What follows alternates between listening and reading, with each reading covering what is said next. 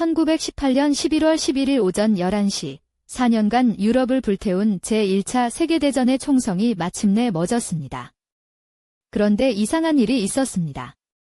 항복 소식을 전해 들은 독일 병사들이 서 있던 곳은 베를린의 거리가 아니라 여전히 프랑스와 벨기에의 참호 안이었습니다. 전선은 돌파된 것이 아니었습니다. 독일군은 적에게 무릎 꿇은 것이 아니라 고국에서 날아온 전보 한 장에 총을 내려놓은 것이었습니다. 이 기이한 순간은 곧 하나의 물음을 낳았습니다. 전장에서 무너지지 않은 군대가 왜 항복해야 했을까? 그리고 그 물음은 이내 하나의 대답으로 굳어지기 시작했습니다. 우리가 진 것이 아니다. 누군가 우리 등 뒤를 찔렀다. 역사는 이 이야기를 배후중상설, 독일어로는 도리슈토스레겐데 달치스토슬리젠드라 부릅니다. 그리고 이 이야기는 훗날 세계를 다시 한번 전쟁으로 몰아넣는 연료가 됩니다.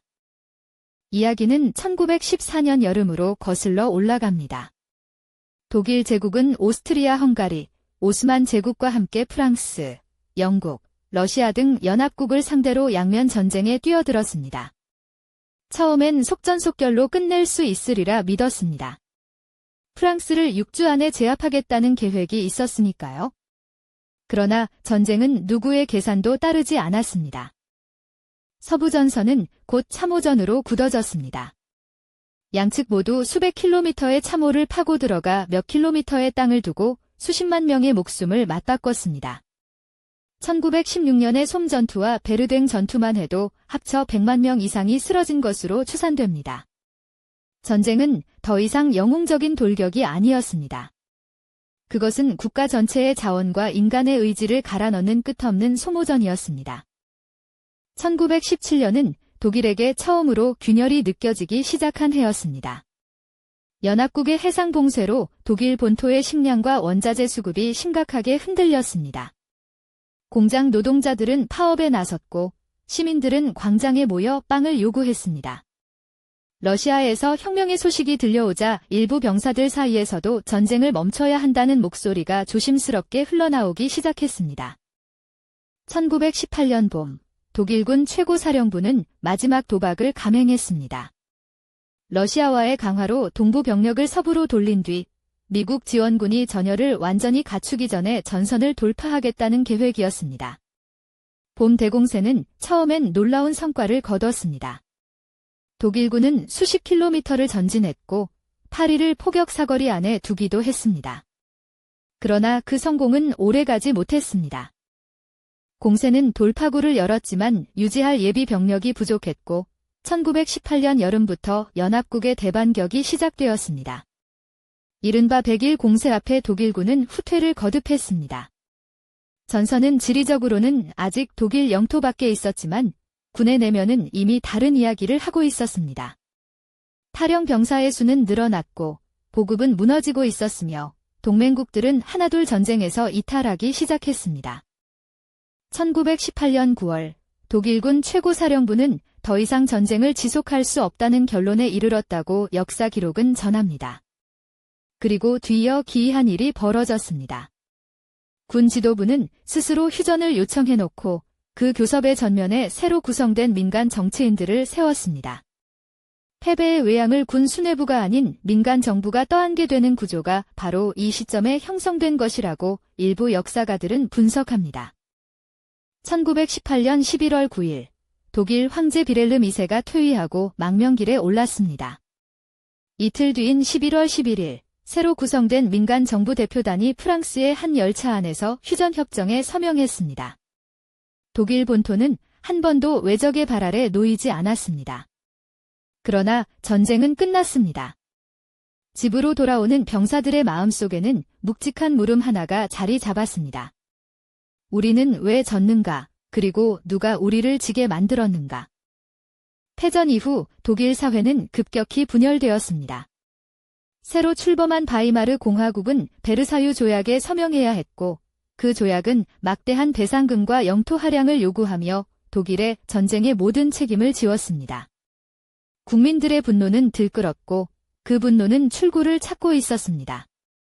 이 시점에서 하나의 이야기가 급속히 퍼지기 시작했습니다. 전장에서 싸우던 병사들은 지지 않았다. 누군가 등 뒤에서 칼을 꽂았다는 이야기였습니다. 배후 중상설이 하나의 공식 서사로 굳어지는 결정적인 순간이 있었습니다. 1919년 독일 의회의 전쟁조사위원회에서 힌덴부르크 원수가 영국 장군의 말을 인용하며 독일 육군은 등 뒤에서 단도에 찔렸다고 발언한 것으로 알려져 있습니다. 노장 원수의 입에서 나온 이 한마디는 신문 일면을 장식했고 수많은 사람들이 그 말을 기정사실로 받아들였습니다. 단도를 꽂은 자들이 구체적으로 누구인지는 말하는 이에 따라 달랐지만 이야기의 뼈대는 그렇게 굳어졌습니다. 이야기는 곧 특정 집단을 향한 화살이 되었습니다. 좌파 정치인, 사회주의자, 그리고 유대인기들이 조국의 전쟁을 회방하고 패배를 불러왔다는 주장이 퍼져나갔습니다. 휴전협정에 서명한 민간 정치인들은 11월의 배신자들이라는 꼬리표를 달았고 그들 중 일부는 이후 수년간 살해, 협박과 정치적 탄압에 시달렸습니다. 분노는 방향을 잡았고 그 방향은 바깥이 아닌 내부를 향했습니다. 그렇다면 배후 중상설은 어디서 왔을까요? 역사가들 사이에서는 크게 두 가지 시각이 맞서고 있습니다. 첫 번째는 자연 발생설입니다. 죽음의 참호에서 4년을 버텼던 수백만 병사들이 귀향해 보니 나라가 무너져 있었습니다. 그 충격과 배신감이 자연스럽게 누군가의 탓을 찾게 만들었다는 해석입니다. 이 관점에서 배후 중상설은 특정 집단의 발명품이 아니라 전후 사회의 집단 심리가 스스로 만들어낸 서사입니다. 두 번째 시각은 의도적 설계설입니다. 일부 역사가들은 군 지도부가 패전의 책임에서 벗어나기 위해 이 이야기를 적극적으로 유포했다고 봅니다. 루덴도르프는 전쟁 말기에 직접 휴전을 요청한 인물임에도 이후 회고록과 공개 발언에서는 자신은 끝까지 싸우려 했으나 내부의 배신자들 때문에 모든 것이 무너졌다고 주장했다고 알려져 있습니다. 군의 실패를 민간에 전가하는 이 전략이 얼마나 의식적이었는가가 역사가들의 오랜 논쟁 지점입니다.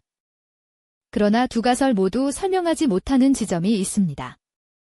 자연 발생설은 왜 이 특정한 서사가 다른 형태의 분노보다 훨씬 빠르고 체계적으로 퍼져나가는지를 충분히 해명하지 못합니다.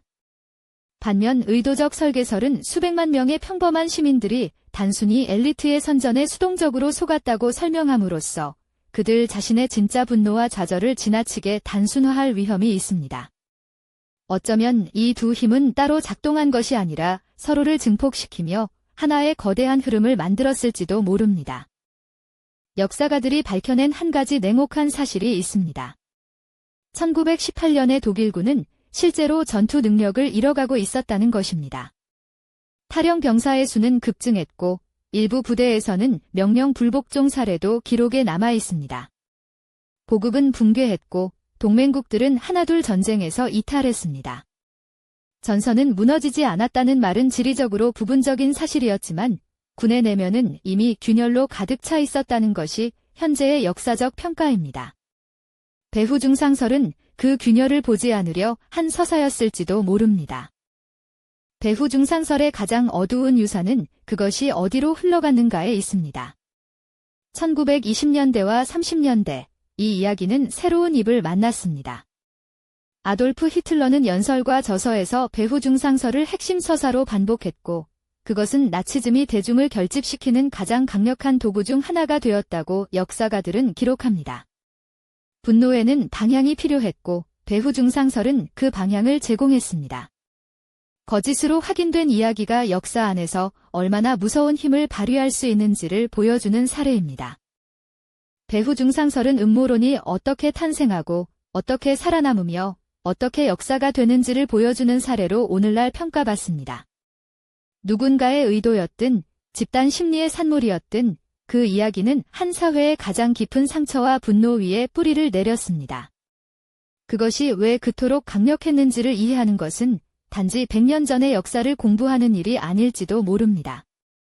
이야기가 어떻게 진실을 대체하는지 그 과정은 지금 이 시대에도 낯설지 않은 거울이 될 수 있으니까요.